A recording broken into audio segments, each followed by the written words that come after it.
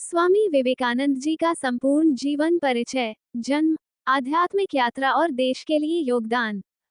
12 जनवरी को स्वामी विवेकानंद जी के जन्म दिवस पर भारत में युवा दिवस मनाया जाता है। विवेकानंद जी का जीवन काल बहुत छोटा रहा है, परंतु उन्होंने इस छोटे जीवन काल में ही संपूर्ण जीवन जी लिया था और इतने छोटे काल में ही उन्होंने इस देश, समाज और धर्म को बहुत कुछ दिया। आइए जानते हैं स्वामी विवेकानंद का जीवन परिचय, देश के लिए उनका योगदान और आध्यात्मिक यात्रा के बारे में। विवेकानंद का परिचय। स्वामी विवेकानंद का जन्म 12 जनवरी सन 1863 को कोलकाता में हुआ। उनका घर का नाम नरेंद्र दत्त था। उनके पिता श्री विश्वनाथ दत्त का निधन 1884 में हो गया था, जिसके चलते घर की आर्थिक दशा बहुत खराब हो चली थी। एक वक्त का भोजन भी नहीं मिल पाता था। विवेकानंद की रुचि और अध्ययन, संगीत, साहित्य और दर्शन में विवेकानंद को विशेष रुचि थी। तैराकी, घुड़सवारी और कुश्ती उनका शौक था। स्वामी जी ने तो 25 वर्ष की उम्र में ही वेद, पुराण, बाइबल, कुरान, धम्मपद, तंत्र, गुरु ग्रंथ साहिब, दास कैपिटल, पूंजीवाद, अर्थशास्त्र, राजनीति शास्त्र, साहित्य, संगीत और दर्शन की तमाम तरह की विचारधाराओं को घोट दिया था। अविश्वास से भर गए थे विवेकानंद। स्वामी जी जैसे जैसे बड़े होते गए, सभी धर्म और दर्शनों के प्रति अविश्वास से भर गए। संदेहवादी, उलझन और प्रतिवाद के चलते किसी भी विचारधारा में विश्वास नहीं किया और वे नास्तिकता की राह पर चल पड़े थे। ब्रह्म समाज से जुड़ाव। नरेंद्र की बुद्धि बचपन से बड़ी तीव्र थी और परमात्मा को पाने की लालसा भी प्रबल थी। इस हेतु वे पहले ब्रह्म समाज में गए, किंतु वहां उनके चित्त को संतोष नहीं हुआ।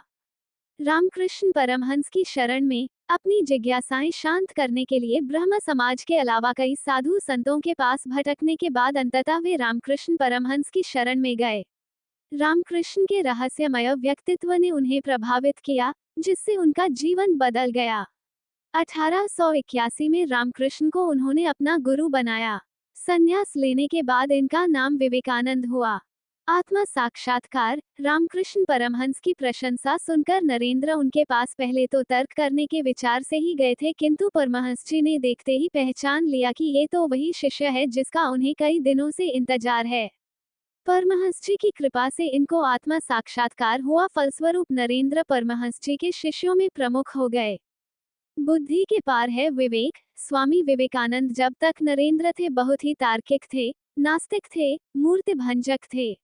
रामकृष्ण परमहंस ने उनसे कहा भी था कि कब तक बुद्धिमान बनकर रहोगे, इस बुद्धि को गिरा दो, समर्पण भाव में आओ, तभी सत्य का साक्षात्कार हो सकेगा, अन्यथा नहीं।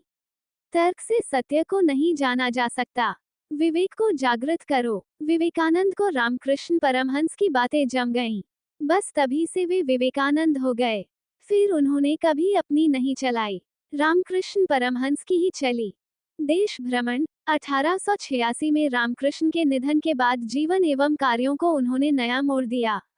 25 वर्ष की अवस्था में उन्होंने गेरुआ वस्त्र पहन लिया। तत्पश्चात उन्होंने पैदल ही पूरे भारतवर्ष की यात्रा की। गरीब, निर्धन और सामाजिक बुराई से ग्रस्त देश के हालात देखकर दुख और दुविधा में रहे।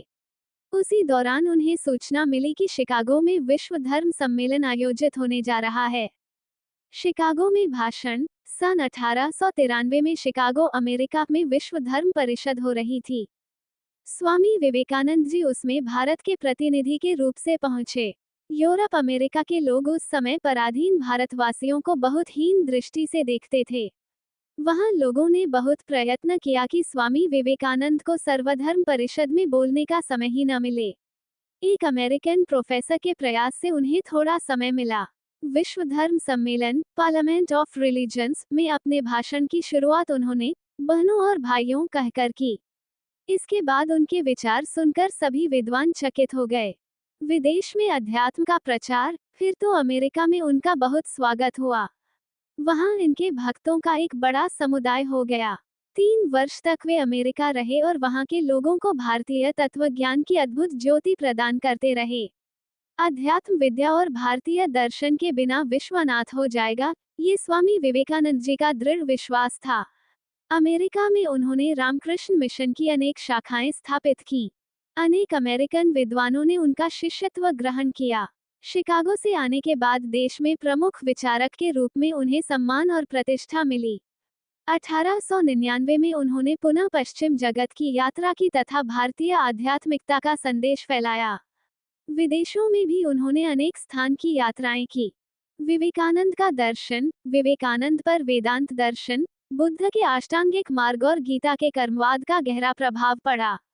वेदांत, बौद्ध और गीता के दर्शन को मिलाकर उन्होंने अपना दर्शन गढ़ा, ऐसा नहीं कहा जा सकता।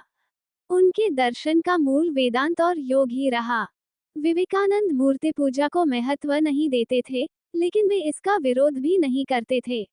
उनके अनुसार ईश्वर निराकार है।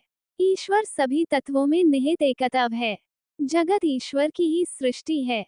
आत्मा का कर्तव्य है कि शरीर रहते ही आत्मा के अमरत्व को जानना। मनुष्य का चरम भाग्य अमरता की अनुभूति ही है। राजयोग ही मोक्ष का मार्ग है। निधन, मात्र 39 वर्ष की उम्र में 4 जुलाई 1902 को उनका निधन हो गया। स्वामी जी का निधन एक रहस्य है। विवेकानंद पर लिखी गई राजागोपाल चट्टोपाध्याय की किताब और के.एस. भारती की एक अन्य किताब के मुताबिक उनकी मृत्यु शाम को ध्यान करने के दौरान ही हो गई थी। करीब 7 बजे विवेकानंद एक बार फिर ध्यान के लिए चले गए। ध्यान के लिए जाने से पहले उन्होंने अपने साथियों और शिष्यों को विशेष हिदायत दी थी कि उन्हें बीच में डिस्टर्ब न किया जाए। इसी दौरान उनका निधन हो गया। उनके शिष्यों के मुताबिक दरअसल विवेकानंद ने महासमाधि ली थी। हालांकि यह भी कहा जाता है कि किसी बीमारी के कारण उनकी मृत्यु हुई थी। ये भी कहते हैं कि उनके निधन की वजह तीसरी बार दिल का दौरा पड़ना था। उनकी अंत्येष्टि बेलूर में गंगा के तट पर चंदन की चिता पर की गई थी। इसी गंगा तट के दूसरी ओर उनके गुरु रामकृष्ण परमहंस का 16 वर्ष पूर्व अंतिम संस्कार हुआ था। हालांकि विवेकानंद ने अपनी मृत्यु के बारे में पहले की भविष्यवाणी कर रखी थी कि वे 40 वर्षों तक जीवित नहीं रहेंगे। इस प्रकार उन्होंने महासमाधि लेकर अपनी भविष्यवाणी को पूरा किया। विवेकानंद के प्रमुख विचार: उठो, जागो और तब तक नहीं रुको जब तक लक्ष्य ना प्राप्त हो जाए। ब्रह्मांड की सभी शक्तियां हमारे अंदर हैं। किसी की निंदा ना करें। अगर आप मदद के लिए हाथ बढ़ा सकते हैं तो जरूर बढ़ाएं। बाहरी प्रकृति केवल आंतरिक प्रकृति बड़ी है। सच को कहने के हजारों तरीके हो सकते हैं और फिर भी सच तो वही रहता है।